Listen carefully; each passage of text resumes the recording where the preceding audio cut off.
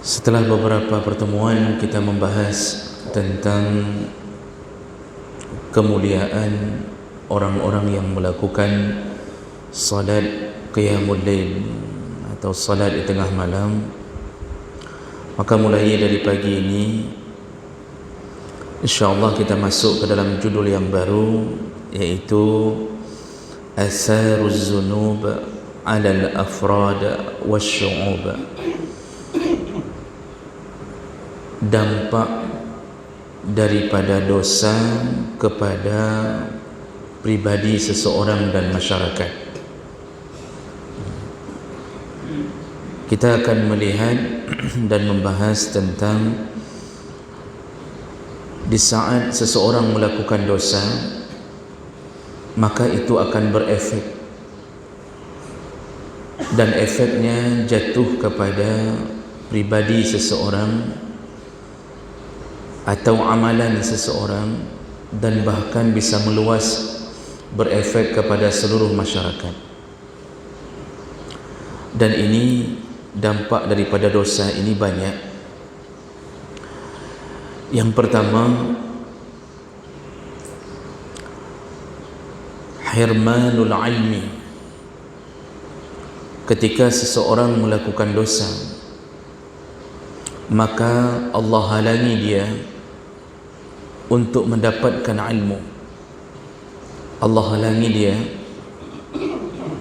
untuk dimudahkan menjadi orang-orang yang faham. Jadi dia merasa kesusahan untuk mendapatkan ilmunya. Bapak Ibu yang dimuliakan Allah, sebelum kita bahas lebih lanjut tentang dampak terhadap ilmu ini, hendaknya kita ketahui lebih dahulu bahawa dosa itu bisa terjadi karena dua perkara. Seseorang bisa jatuh ke dalam perbuatan dosa berpusar pada dua perkara. Yang pertama, karena meninggalkan perintah. Yang kedua, melakukan larangan. Jadi dua ini sumber orang bisa berdosa: meninggalkan perintah Allah atau melakukan larangan Allah. Ada orang yang berdosa karena meninggalkan perintah. Allah perintahkan dalam rukun Islam salat, puasa, zakat, naik haji. Maka ketika semua unsur syariat ini ditinggalkan dengan sengaja, ini menyebabkan dosa. Allah marah, Allah benci kepada mereka yang meninggalkan salat. Allah laknat mereka yang meninggalkan puasa wajib. Bahkan Nabi SAW ketika menyebutkan tentang orang-orang yang sudah punya harta tetapi tidak berhaji, Rasulullah menyebutkan kalimat faliyamut insya'a yahudiyan atau insya'a nasraniyan, maka dia bisa mati dalam keadaan Yahudi atau Nasrani. Jadi yang dimaksud di sini adalah amalannya sama seperti amalan Yahudi dan Nasrani, walaupun akidahnya adalah Islam. Sudah punya harta, gaji banyak, rumah besar, utang tidak ada, tapi tidak pernah merencanakan untuk melakukan haji. Ini semua ini menimbulkan dosa. Dan juga dianggap berdosa mereka yang meninggalkan wasail, yaitu jalan-jalan menuju perintah tadi. Yang diperintahkan salat, sebelum salat jalannya adalah wuduk. Maka orang yang salat tanpa berwuduk juga berdosa. Semua hal dalam perkara ibadah atau perkara muamalah apapun, seorang suami diperintahkan berbuat baik kepada isteri. ketika dia melawan Allah dengan cara meninggalkan perintah itu, tidak memberi nafkah, lalu kemudian memukul istri dalam keadaan tidak punya alasan, hal-hal seperti ini menyebabkan dosa. Nah, dosa juga bisa timbul karena melakukan larangan. Dalam Al-Quran, dalam hadis telah disebutkan banyak larangan. Dan Allah kalau melarang sesuatu tegas, selalu memakai kalimat la. Nabi juga memakai kalimat la. Jangan, kata Rasulullah. Jangan, kata Allah.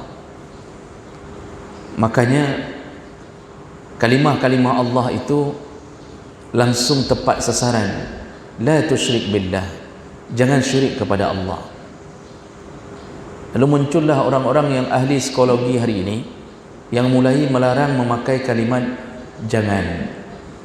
Jadi diajarkan supaya jangan memakai kalimat jangan. Jadi anak-anak tak boleh dikasih tahu, nak jangan pergi ke sana, tak boleh kasih tahu itu. Jadi bagaimana caranya? Nak, kalau pergi ke sana itu tidak baik. Jadi hal ini seakan-akan membuat sebuah pernyataan bahwa Allah itu salah dengan memakai kalimat jangan. Bapak Ibu yang dimuliakan Allah, semua yang Allah larang itu dikategorikan menjadi dua perkara. Bisa jangan itu bermakna jatuh ke dosa besar, bisa jatuh ke dosa kecil. Tapi orang yang selalu berdawam dalam dosa kecil, dia bisa jatuh ke dalam dosa besar. Karena dosa kecil yang dilakukan berulang-ulang itu bisa jatuh ke dalam dosa besar. Dosa besar ciri-cirinya, kata ulama, yaitu apabila Allah menyebutkannya langsung dengan ancaman neraka, atau bahasa Nabi terlaknat. Ini dosa besar. Dosa kecil itu apabila tidak disebutkan neraka, tapi cuma disebutkan efeknya saja. Contoh mubazir, tidak disebutkan yang mubazir akan menjadi penghuni neraka, tapi disebutkan yang suka mubazir adalah temannya syaitan. Ini semua adalah dosa. Nah, dosa ini apabila berkumpul pada seorang hamba dan dilakukan pertama sekali dengan sengaja, tidak akan terhapus kecuali dia melakukan taubat. Kalau hanya dosa kecil, maka istighfar pun sudah cukup untuk menghapuskannya. Berzikir 33 kali subhanallah, alhamdulillah, Allahu akbar, tutup yang ke-100 dengan la ilaha illallah, maka diampunkan dosa-dosa kecilnya, selama dia tidak mengulang-ulang dosa kecilnya. Tapi kalau dosa besar tidak bisa diampunkan kecuali taubat. Dan Abu Hurairah menceritakan dari Nabi, setiap kali dosa itu dilakukan akan menimbulkan titik hitam di dalam hati. Berulang-ulang dosa dilakukan, hati menghitam. Sedangkan hati adalah sumber segala kebaikan. Hati itu cahaya yang ada di dalam jiwa. Kalau dia sudah tidak bisa lagi bercahaya, maka yang muncul adalah kebusukan. Ini akibat apa? Titik hitam yang ditimbulkan dari dosa. Makanya Bapak Ibu maka Allah, dosa itu berefek. Jadi bukan begitu saja setelah melakukan dosa tidak cuma tercatat dalam catatan amal desa-desa, tidak. Berefek pada amalan, berefek pada sifat baik pribadi maupun ke masyarakat. Yang pertama sekali yang tadi kita sebutkan, efek daripada melakukan dosa, yaitu orang diharamkan oleh Allah atau dihalangi oleh Allah untuk mendapatkan ilmu. Atau kalau dia pun sudah tahu, dia tidak bisa mendapatkan ruh ilmu, dia tidak bisa praktekkan. Kalau dia kasih tahu orang luar biasa, Kita temui orang yang ahli maksiat, ahli dosa. Kita tanya tentang hukum agama. Ada yang kadang-kadang memang jebolan pesantren. Dia tahu dia tahu ini halal, ini haram, tapi dia sendiri jatuh ke dalam yang dia tahu itu. Ini apa ini? Ini kejadiannya dia tidak bisa mendapatkan ruh ilmu. Dia tidak bisa praktekkan. Dia tahu mafhumnya hanjun. Dia faham bahawa meninggalkan salat itu dosa besar. Dia faham, tapi dia tidak pernah salat. Kalau nasihati orang keluar ayat, keluar hadis, tapi dia sendiri ahli maksiat. Ini tidak mendapatkan ruh ilmu. Kenapa orang bisa begini? Karena dosanya. Kenapa anak kita bisa sampai ke situ arahnya? Padahal 6 tahun di pesantren, kita masukkan anak kita 6 tahun di pesantren, keluar tetap melakukan amalan. Bahkan orang tuanya yang enggak pernah pesantren lebih rajin salat berjamaah daripada anaknya yang sudah 6 tahun di pesantren. Kenapa bisa terjadi begitu? Tidak ada lain, pasti gara-gara bercampurnya amalan menuntut ilmu dengan maksiat.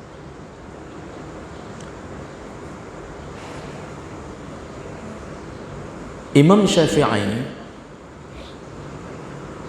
itu benar-benar dijaga oleh orang tuanya agar jangan sampai melakukan amalan-amalan yang berbau maksiat. Anak-anak tentunya tidak akan dosa, tetapi kalau sudah melakukan hal-hal yang maksiat, berefek nanti ketika sudah balik. Salah satu contoh maksiat adalah makan haram. Kalau kita baca manaqib Imam Syafi'i, Imam Syafi'i ini ditinggalkan oleh ayahnya umur 2 tahun. Itu sudah meninggal ayahnya. Imam Syafi'i yatim. Tinggallah ibunya. Ibunya lah yang memelihara dia di Palestina, tepatnya di Gaza.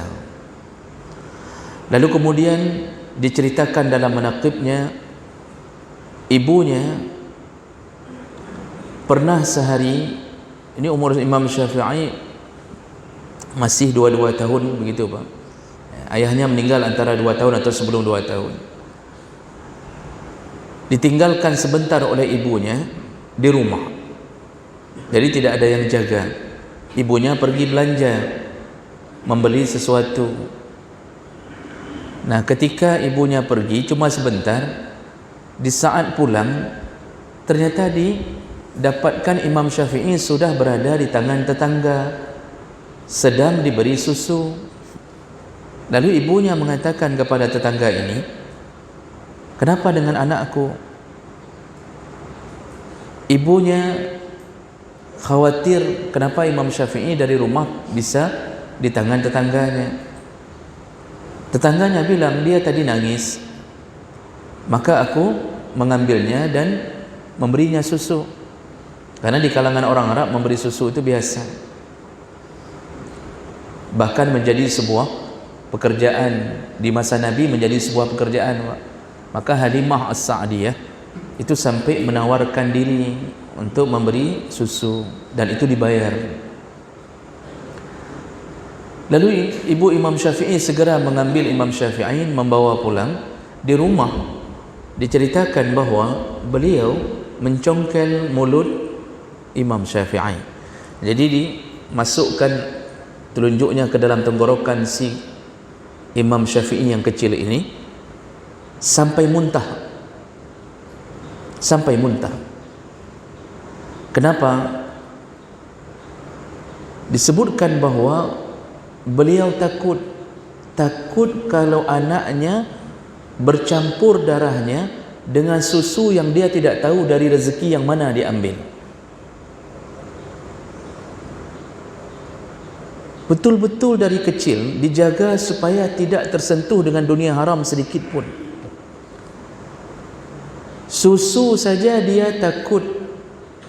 Mungkin kalau kita kejadian seperti itu, kita akan berfikir, alah kakek bacut pi nanti tipi dari tidak begitu cara mereka berfikir. Mereka benar-benar takut, dan efeknya Masya Allah, karena terjaganya Imam Syafi'i dari kecilnya dari sesuatu yang haram, umur 7 tahun, dalam kitab Diwan Imam Syafi'i sebutkan, umur 7 tahun beliau sudah hafal Quran. Karena bersihnya hati, tubuh, darah dari maksiat. Ini akibat penjagaan dari maksiat. Dalam masa belajar, Imam Syafi'i setelah hafal Quran, beliau juga mengatakan, umur 10 tahun aku telah menghafal Muwatta punya Imam Malik. Umur 15 tahun aku sudah mulai berfatwa, diizinkan berfatwa umur 15 tahun. Di saat anak-anak kita masih main game PUBG, Imam Syafi'i sudah berfatwa, sudah hafal Quran, sudah kuasai fiqih, lalu berfatwa. Bayangkan bedanya orang-orang yang hidupnya dikungkung oleh maksiat dengan orang-orang yang bersih dari maksiat. Pernah terjadi di waktu beliau belajar, tiba-tiba beliau datangi gurunya dan beliau mengadu kepada gurunya. Ini ditulis dalam kitab Diwan Imam Syafi'i, juga I'anatul Talibin. Beliau katakan kepada gurunya, syakautu ila waqi'an su'a hifdhi. Aku pernah melaporkan kepada Waqi', salah satu gurunya, tentang buruknya hafalanku. Ini dulu begitu mudahnya dia menghafal, apapun lewat. Sampai saya pernah mengatakan keterangan dari salah seorang muridnya sekaligus sahabatnya, yang mengatakan kalau beliau pergi melewati pasar, beliau kadang-kadang sering menutupi telinganya. Kenapa? Karena beliau khawatir semua yang dipercakapkan di pasar terhafal dengan sendirinya, saking kuatnya ingatan beliau. Jangan heran Pak, sekaliber Ustaz Hadi Hidayat saja itu bisa menghafal Quran, nomor ayat, di mana letaknya, Allah yang beri. Apalagi sekaliber imam besar sebesar Imam Syafi'i. Semua imam-imam mazhab itu orangnya pintar. Dan kenapa terpelihara pintarnya? Terpelihara semua amalnya karena mereka jauh dari maksiat. Maka pada suatu hari Imam Syafi'i lapor ke guru bahwa dia melaporkan su'a hifdhi. Wahai guruku, aku sudah mulai merasakan hafalanku sudah mulai berkurang, kata Imam Syafi'i. Lalu apa yang dilakukan oleh Waqi'? Fa arsyadani ila tarkil ma'asi. Imam Al-Waqi' kemudian menasihatiku untuk meninggalkan maksiat. Nah, ada yang menceritakan bahwa Imam Waqi' mengatakan ke Imam Syafi'i, muridnya, coba pikir, adakah maksiat yang pernah engkau lakukan sehingga hafalanmu tiba-tiba berkurang? Jadi yang ditanya, ada maksiat tidak yang pernah engkau lakukan sehingga menyebabkan ilmu tidak bisa masuk? Imam Syafi'i merewin, mengulang-ulang memorinya, di mana dia pernah lakukan maksiat. Karena dia tidak pernah merasa melakukan maksiat. Sampai akhirnya dia mengatakan bahwa dia pernah terlihat betis seorang perempuan yang tersingkap. Betis seorang perempuan yang tersingkap. Ada yang menyebutkan mata kaki. Dan itu Imam Syafi'i memilih itu karena tidak ada maksiat lain yang dia rasakan pernah dia buat. Akhirnya dia merasa bahwa mungkin ciknya gara-gara terlihat, bukan mengintip, terlihat betis seorang perempuan yang tersingkap. Nah, jadi bak betih katakan. Wa akhbarani bi anna al-ilma nur. Jadi setelah beliau mengakui, dan beliau mengakui itu karena bingung maksiat mana yang pernah beliau lakukan. Itu pun tidak sengaja, sebenarnya dalam hukum itu tidak dianggap maksiat, tapi beliau merasa bahwa sekecil itu pun sudah maksiat. Lalu gurunya mengatakan bi annal ilma nur, wahai Syafi'i, ilmu itu cahaya. Wa nurullah la yuhda li'asi, dan cahaya Allah tidak akan pernah diberikan kepada orang yang ahli maksiat. Ilmu itu cahaya, dan cahaya itu, cahaya yang datang dari Allah itu tidak akan pernah turun kepada ahli maksiat. Makanya Orang yang suka mencampur adukkan antara menuntut ilmu dengan maksiat biasanya tidak berhasil, Pak. Silakan tanya kepada para penuntut ilmu, kalau dia mencampur adukkan tuntut ilmu, jadi malam menghafal, mengaji, pagi juga begitu, tapi sekali-sekali dia campurkan curi mangga tetangga, waktu pulang ke rumah pakai celana pendek, waktu di dayah Masya Allah salat 5 waktu berjamaah, pulang tidak salat, waktu di dayah tidak kenal perempuan, tidak kenal pacar, pulang bonceng pacar, dicampur aduk. Jadi 3 ga muturban, 3 ga ngelupana. Inilah yang menyebabkan orang ini tidak berhasil. Silahkan tes, Pak, anak kita yang campur aduk hidupnya. Jadi dia ngaji-ngaji, habis ngaji nonton, yang dia tonton apa? Dangdut. Hafal Quran, dia coba hafal Quran, sudah berapa juz? Sudah 15 juz. Tapi kemudian tontonannya film porno atau lihat gambar-gambar yang porno, maka yakinlah tidak akan pernah berhasil, tidak akan pernah. Oh, ada ustaz, orang yang hafiz 30 juz, lalu kemudian tapi dia iringi dengan maksiat, kok bisa dia hafiz 30 juz? Coba tes hafalannya. Silahkan tes, Pak, hafalan orang yang campur aduk hafalan dengan maksiat, tidak akan dapat. Tersendat-sendat, bisa juz ini, tidak bisa juz itu. Ada yang ngaku saja 20 juz, padahal juz 20 tak ada menghafal. Jadi pegah bakgop 30 juz, al-hafiz, padahal cuma juz 30. Kerjanya apa? Salat subuh tidak. Ini efek daripada maksiat. Maka tidak ada ilmu yang bisa diturunkan ke dalam jiwa yang bermaksiat. Dan kita masalahnya tidak bisa lepas daripada maksiat. Kita berusaha menghindar maksiat besar, dosa besar, tapi kadang-kadang jatuh ke dalam dosa kecil. Ini selama tidak dilakukan dengan sengaja, maka mudah diampunkan Allah. Ada orang yang jatuh ke dalam maksiat, kadang-kadang bukan ingin jatuh, tetapi kadang-kadang karena tipu daya daripada syaitan dan hawa nafsunya. Jadi sebenarnya dia tahu nyoh haram, dia tahu bahawa riba itu haram, dia tahu, tapi nafsunya berbicara, nya menyohana kacok pengjino pajan lo maka bangun rumah.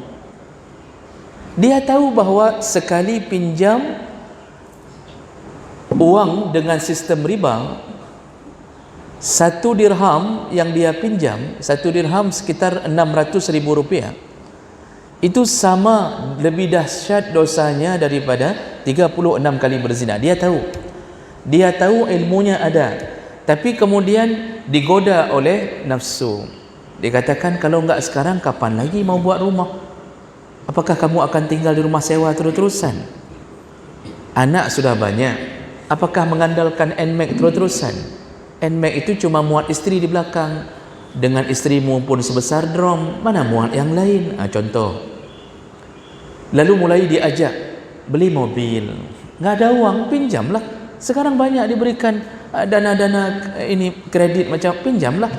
Dia tahu, tapi dia jatuh ke dalam nafsunya, maka ujungnya dia ahli maksiat. Ini yang menyebabkan orang ini susah mengamalkan ilmu. Semua amalan yang dia ketahui, ini halal, ini haram, berjamaah itu 27 derajat, kalau orang begini pahalanya, dia tahu, tapi dia enggak bisa langkahkan kaki ke situ. Kenapa? Maksiatnya. Makanya salah seorang ulama dari tabi'in menyebutkan, Ad-Dhihak bin Muzahim rahimahullah berkata, apa katanya? Ma min ahadin ta'allama al-Quran summa nasiyahu. Tidak ada seorang pun yang pernah belajar Al-Quran, baik menghafal, bertadabbur, belajar tafsir. Tidak ada seorang pun yang pernah belajar Quran summa nasiyahu, lalu begitu mudahnya terlupakan. Sering Pak orang curhat, saya dulu hafal Quran 20 juz, sekarang cuma 2 ayat yang tertinggal. Sekarang cuma juz 30 yang tertinggal, padahal dulu saya hafal Quran. Kenapa bisa begitu? Kata Ad-Dhihaq, kalau ada orang yang belajar Quran lalu melupakannya, kenapa dia bisa lupa? Illa bizambin yuhdisuhu, dipastikan itu terjadi karena dosa yang pernah dia lakukan dan dia belum taubat dengan dosa itu. Wazalika bi anna Allah Ta'ala yaqul, dan itu karena Allah Subhanahu wa taala pernah menyebutkan dalam Al-Quran, wa ma asabakum min musibatin fabima kasabat aydikum wa ya'fu an katsir, semua musibah yang menimpa dirimu itu akibat daripada pekerjaan tanganmu sendiri. Kenapa kemudian ulama ini menyebutkan ayat itu? Orang sudah tahu ilmu tapi tidak bisa mengamalkan atau melupakannya. Apa hubungan ayat ini? Jadi disebutkan ayat, semua musibah yang menimpamu adalah hasil daripada kerjamu sendiri. Disebutkan oleh beliau, wa nisyanul Quran min a'zamil masaib, dan melupakan isi Al-Quran adalah di antara musibah yang terbesar. Jadi dihubungkan, ternyata musibah yang dimaksud tidak harus musibah bencana alam. Musibah termasuklah di saat kita tidak mampu melakukan apa yang sudah kita tahu. Itu musibah. Faham tapi tidak bisa melakukannya. Ini kenapa terjadi? Akibat pekerjaanmu sendiri. Apa pekerjaanmu? Yaitu maksiat, dosa. Maka jemaah melakukan Allah Subhanahu wa taala, berhati-hatilah dengan mencampurkan hidup dengan dosa, maka susah mendapatkan ilmu. Jangan biarkan anak kita pulang pesantren dia punya kesempatan melakukan dosa-dosa besar. Ini aneh, ada orang tua ketika anaknya disuruh menuntut ilmu, lalu pulang, ketika pulang karena dia merasa anaknya sudah lelah di pesantren, alah kahe je di dayah hantam di EP gaduh ngen baca kitab, misal kata orang tuanya, hana pupu tidak masalah, biarkan dia tidur. Lalu dibiarkan anaknya tidur, dibiarkan, tidak salat subuh, duhur tidak dibangunkan. Sudah 1 tahun di daya, ketika pulang dimanjakan, lalu dibelikan HP, diisi pulsa, disuruh main game. Enggak apa-apa, nanti kalau dah masuk pesantren kan dah mulai lagi nak ya, menghafal lagi kalau mulai masuk pesantren. Selama seminggu liburan, maksiat dia lakukan. Inilah yang menyebabkan enggak selesai-selesai ilmu yang dia dapatkan. Kalau kita baca sejarah semua ulama, tidak ada orang yang bisa jadi ulama kecuali orang yang meninggalkan maksiat. Tidak ada. Kalau ada yang pintar ceramah tapi diselingi dengan maksiat, maka dipastikan hanya pintar berbicara tapi tidak bisa mengamalkan ilmunya. Malam ceramah, bengah berbuat maksiat, tidak akan pernah jadi orang alim. Dia cuma diberikan Allah kelebihan mengolah kata-kata saja. Maka berhati-hatilah anak kita ini. Kita berharap nanti insya-Allah nak, kamulah jadi pembela ayah di akhirat, kamulah yang mengalungkan mahkota, kamu akan berikan mahkota ke kepala ibu dan ayah nanti dengan hafalanmu, dengan kebaikanmu, dengan ilmumu. Itu kita bangga-banggakan. Tapi anak kita ternyata ujung-ujungnya tidak berhasil. Ada yang baru 1 tahun sudah minta keluar, nggak betah di pesantren. Kenapa? Karena pikirannya selalu ingin bebas untuk melakukan amalan-amalan yang sifatnya tidak baik, negatif. Makanya sering kita katakan, jangan campur adukkan hidup dengan maksiat. Di rumah kita Quran banyak, kadang-kadang kita pun sering mengaji, tapi selain daripada Quran, kita sediakan di rumah alat-alat maksiat. Piano ada, gitar ada, bahkan ada 1 kamar untuk drum band, Bang. Jadi anak kita kerjanya apa? Dari daya main gitar. Nanti simpan gitar, nuntut ilmu lagi, pulang, begitu lagi. Nanti dia tidak akan berhasil, dan kita pun tidak akan pernah mencapai kesempurnaan ilmu, gara-gara mencampur adukkan dosa dengan perbuatan-perbuatan amal. Nah, inilah salah satu efek daripada melakukan dosa. Maka apa kesimpulan kita?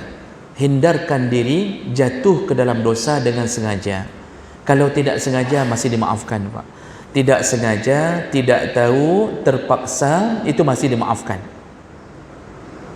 Rasulullah berkata, wudi'a ala ummati salasah, dimaafkan dari umatku 3 perkara.